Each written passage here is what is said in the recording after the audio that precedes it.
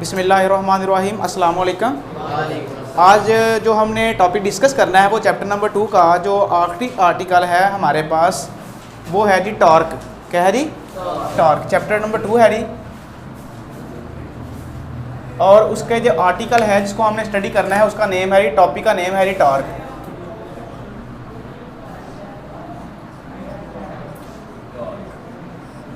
Okay, torque की हमने example study की थी क्रॉस प्रोडक्ट में। हमारे पास हमने देखा था कि हमारे पास दो वेक्टर जो कि आपस में क्रॉस मल्टीप्लिकेशन हो जिनकी, और हमारे पास रिजल्ट एक वेक्टर क्वांटिटी आए, तो हमने कहा था ये वेक्टर प्रोडक्ट है। ये क्या है जी? वेक्टर प्रोडक्ट है। तो टार्क एक वेक्टर प्रोडक्ट की एग्जाम्पल है। टार्क एक वेक्टर प्रोडक्ट की क्या है जी? एग्जाम्पल है। आज हमने देखना है कि टार्क क्या है, ये किस किस चीज़ पे डिपेंड करता है, मैथमेटिकल इसकी फार्मूला जो है वो क्या है, और आगे इसकी डायरेक्शन को भी स्टडी करेंगे। राइट जी? तो हम बात करते हैं टार्क की। तो टार्क को बेटा समझने से पहले हमें कुछ चीज़ों को जानना ज़रूरी है। जैसा कि आपके पास एक जो बाईसाइकिल है उसका एक व्हील है, चक्का जिसे कहा जाता है। सपोज ये आपके पास है, ये उसका सेंट्रल पॉइंट है जिसको हम एक्सल कहते हैं। एक्सल ही कहते हैं ना? बात की समझ आई है? जो हमारा ये जो व्हील है,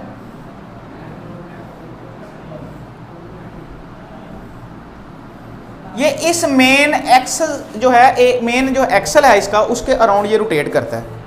उसके अराउंड ये रोटेट करता है। हमारे पास गाड़ियों के कुछ टायर छोटे होते हैं साइज में और कुछ साइज में बड़े होते हैं। मिसाल के तौर पे हमारे पास ये जो व्हील है, इसका यहाँ से लेके यहाँ तक जो रेडियस है वो आर है। इसको ऐसे भी कह सकते हैं, हमारे मेन जो एक्सिस है वहाँ से लेके जो हमारे पास ये जो व्हील है इसकी जो सर्कमफेरेंस है वहाँ तक का डिस्टेंस, वो डिस्टेंस हमारे पास आर है। वो डिस्टेंस हमारे पास, इस डिस्टेंस को हम मूवमेंट आर्म कहते हैं। क्या कहते हैं जी? Movement arm. क्या होता है कि हमारे पास जितना मूवमेंट आर्म कम होगा उतना टार्क कम होगा, उतना टार्क कम होगा। जितना मूवमेंट आर्म ज़्यादा होगा उतना हमारे पास टार्क भी ज़्यादा होगा। एक चीज़। दूसरी चीज़, जितनी फोर्स इस पे ज़्यादा लगेगी उतना हमारे पास टार्क ज़्यादा होगा, जितनी फोर्स कम लगेगी उतना टार्क कम पैदा होगा। बात की समझ आ रही है? अच्छा, यहाँ पे ना मैं एक मिसाल देता हूँ। और आपके पास यहाँ पे ना एक डोर है। सपोज ये आपके पास एक दरवाज़ा है।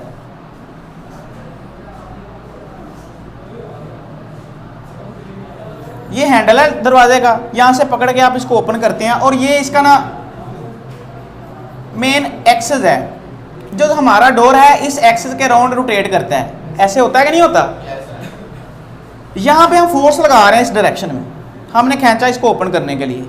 हमारे पास इस डायरेक्शन में फोर्स लग रही है, और यहाँ से लेके यहाँ तक का जो जिस डायरेक्शन, जिस जगह पे फोर्स लग रही है, जिस पॉइंट पे फोर्स लग रही है, उस पॉइंट को कहते हैं line of action of force.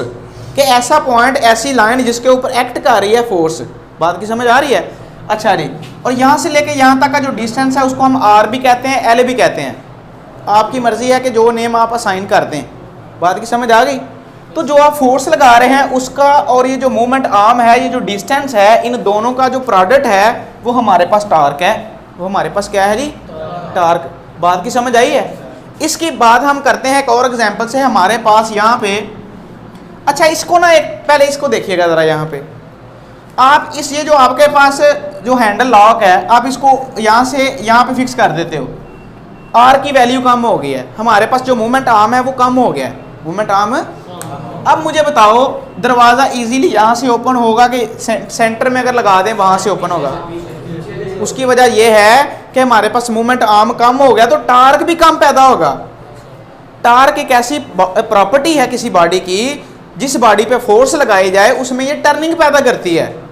Turning effect of force produce in the body. बात की समझ आ गई है? हमारे पास जो टर्निंग इफेक्ट है, फोर्स की वजह से किसी चीज़ का टर्न करना, जो बॉडी में जो प्रोड्यूस हो रही है उसको हम टार्क कहते हैं। यहाँ पे हमारे पास मूवमेंट आर्म जितना कम हो जाएगा, हमें फोर्स ज़्यादा लगानी पड़ेगी। अगर इसी को उठा के मैं यहाँ फिक्स कर देता हूँ, दरवाजे के बिल्कुल एक्सेस के करीब कर देता हूँ इसको, तो अब तो मुझे टू मच फोर्स लगानी पड़ेगी। और ये भी पॉसिबिलिटी है कि हो सकता है दरवाज़ा ओपन भी ना हो। टर्निंग इफेक्ट कम पैदा हो रहा है। Turning effect. तो हमारे पास एक और हमारे पास एग्जांपल है। मिसाल के तौर पे ये मेरे पास एक नट है। इसको मैंने ओपन करना है, मैंने इसके ऊपर रेंच डाला है जी, रेंच स्पैनर जिसको कहा जाता है जी।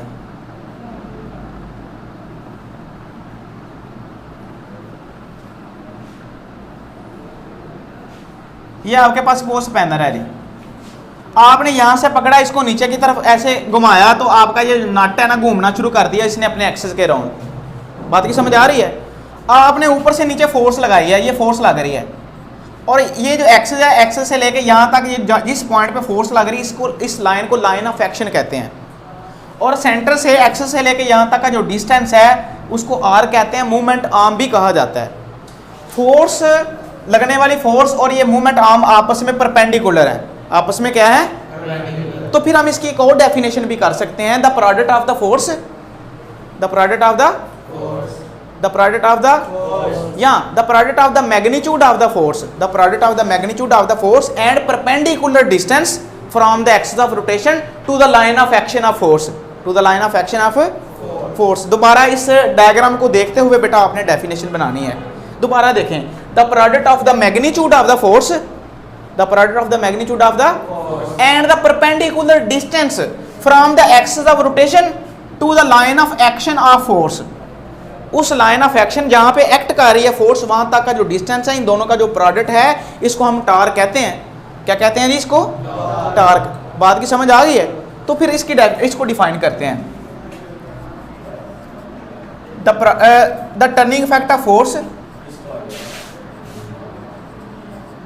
Turning effect of force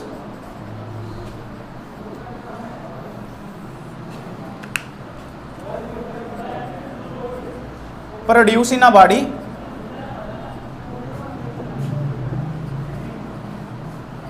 about an axis,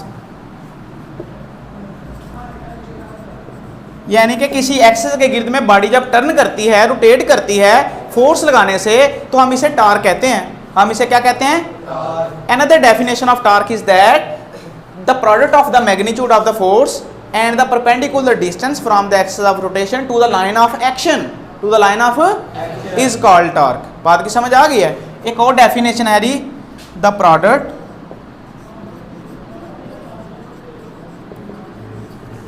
of the magnitude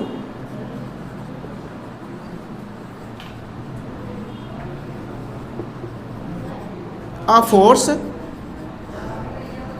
and the perpendicular distance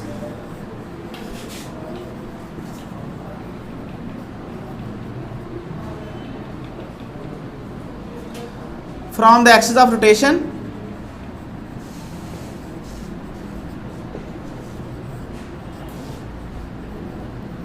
और कहां तक है जी?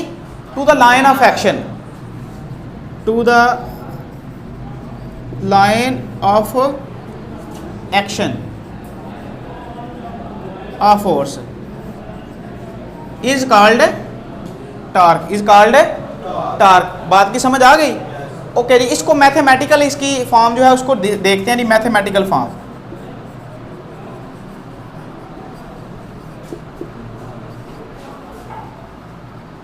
देखिएगा, हमारे पास जो टार्क का सिंबल है वो हमारे पास ये है जी, इसको टा पढ़ते हैं हम। क्या पढ़ते हैं जी? टा। This is equal to the perpendicular distance from the axis of rotation to the product of force, to the product of, यानी कि जो हमारे पास मूवमेंट आर्म है और फोर्स का जो क्रॉस प्रोडक्ट है, इसको हम टार्क कहते हैं। इसको हम क्या कहते हैं? टार्क। इसको क्या कहा जाता है जी? इसको हम ऐसे भी लिख सकते हैं, R F sine of theta, R F sine of theta और N unit vector. N unit vector represent the direction of torque, N unit vector represent the direction of torque. क्योंकि क्रॉस को खत्म करें तो हमारे पास एन यूनिट वेक्टर आते हैं ना वेक्टर प्रोडक्ट में, तो वो हमने यहाँ पे ले लिया है। यहाँ तक सब बच्चों का क्लियर है जी? ओके, अब हम बात करते हैं यहाँ पे इसकी डिपेंडेंस की। डिपेंडेंस के टार्क किन किन चीज़ों पे डिपेंड करता है जी? डिपेंडेंस ऑफ टार्क, पेपर में क्वेश्चन आ सकता है कि what is the dependence of torque. ठीक है, आपने बताना है कि torque depend on two things, ठीक है, या टू वैल्यूज या टू फैक्टर्स। कौन कौन से हैं जी? Number one is force, number one is, number two is movement arm, number two क्या है जी? Movement arm. अगर पेपर में क्वेश्चन आ रहा है कि डिफाइन मूवमेंट आर्म, तो आप क्या कहेंगे? Movement arm is the distance from the axis of rotation to the line of action of force. Right जी, क्लियर है जी? ओके, ये तो हमारे पास हो गया जी डिपेंडेंस।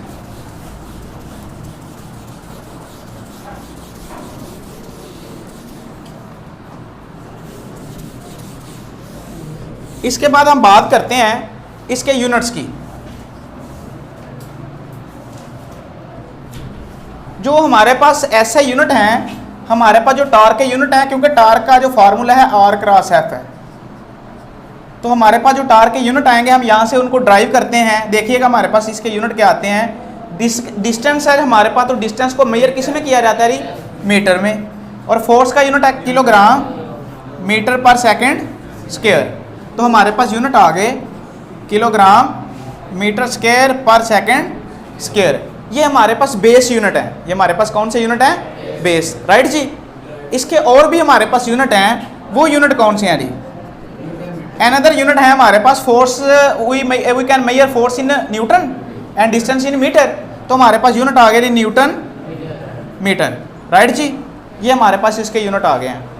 अब हम बात करते हैं इसके डायमेंशंस की।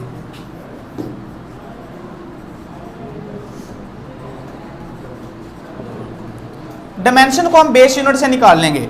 जो हमारे पास टार्क है, इसकी जब डायमेंशन की बात करेंगे तो हमारे पास आएगा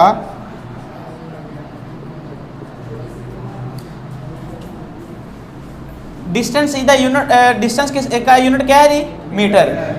और फोर्स का यूनिट क्या? किलोग्राम मीटर पर सेकंड स्क्वायर। तो हमारे पास ये यूनिट आएंगे, यानी कि किलोग्राम मीटर स्क्वायर पर सेकंड स्क्वायर। अब यहाँ से डायमेंशन निकालना बहुत आसान है। जैसा कि kilogram is the unit of mass, ये हमारे पास कैपिटल एम आ गया। Metre is the unit of length, L square. Second is the unit of time, तो ये हमारे पास इसके डायमेंशन आ गए टार्क के। टार्क के क्या आ गए जी? डायमेंशन जी। राइट जी। अब हम इसकी एग्जांपल्स की बात करते हैं जी। जब दरवाजे को ओपन किया जाए तो हमारे पास जो उसका हैंडल है, हैंडल से लेके जो एक्सिस ऑफ रोटेशन है वहाँ तक का जो डिस्टेंस है उसको मूवमेंट आर्म कहा गया। और जहाँ पे हमने हैंडल से पकड़ के फोर्स लगाई है वो है line of action of force. तो हमारे पास ये भी एक टार्क की एग्जांपल है। बात की समझ आ गई है? अच्छा, आपको ना एक और एग्जांपल इसकी देते हैं। हमारे पास ये स्पैनर वाली एग्जांपल भी मौजूद है। राइट जी। हमारे पास एक सीसा है। सीसा, सीसा देखा हुआ है बच्चे, जिसके ऊपर वो बैठ के वो झूला लेते हैं। तो हमारे पास सपोज ये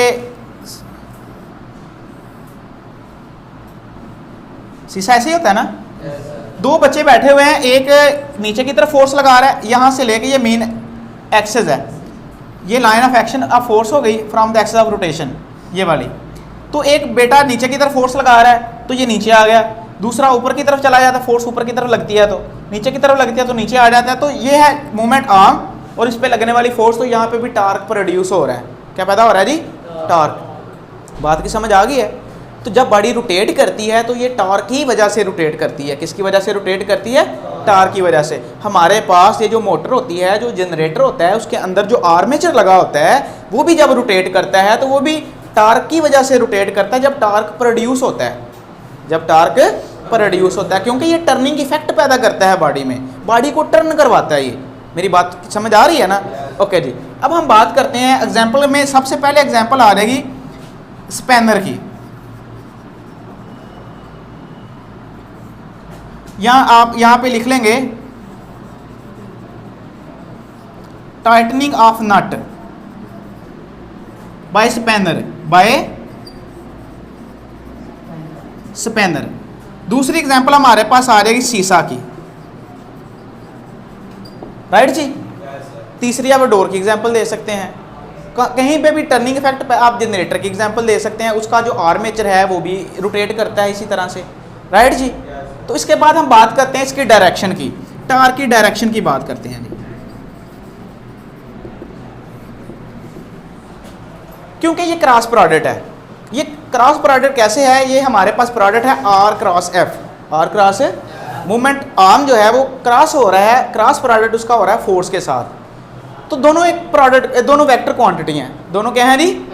तो दोनों वेक्टर क्वांटिटी का जब प्रोडक्ट किया जाता है तो हमारे पास अनदर क्वांटिटी जो आती है वो भी एक वेक्टर क्वांटिटी है। Torque is a vector quantity, torque is a, आप ये एक लाइन भी लिख सकते हैं, torque is a vector quantity, right जी। अब इसके बाद आप मुझे बताएं कि हमने क्रॉस प्रोडक्ट की डायरेक्शन को फाइंड करने के लिए क्या किया था। We use the method of right hand rule, we use the method of, बात की समझ आई है, to find the direction of the cross product. Cross product को फाइंड करने के लिए हमने जो रूल यूज किया था वो था राइट हैंड रूल, दाएं हाथ का कानून। मेरी बात की समझ आ रही है। तो हम उसी से जो टार्क है बाय राइट हैंड, इसकी डायरेक्शन को फाइंड करेंगे by right hand rule, by right hand rule. Suppose ये आपके पास फोर्स लग रही है डाउनवर्ड डायरेक्शन में, ये हमारे पास उसका मूवमेंट आर्म है, तो ये आपके पास राइट हैंड है। बात की समझ आ गई है। अब यहाँ पे देखें, ये मेरी ये देखिएगा, ये हमारे पास फोर्स डाउनवर्ड डायरेक्शन में लग रही है।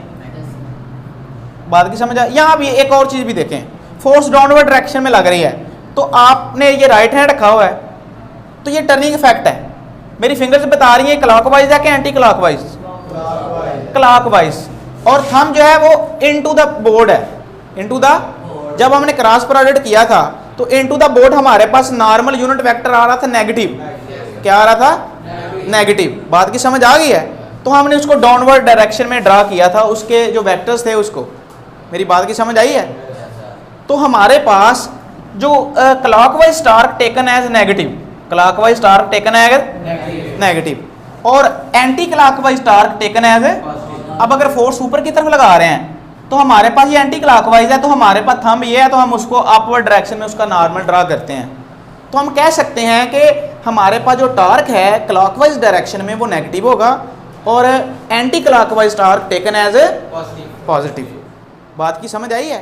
यहाँ तक सब बच्चों का क्लियर है?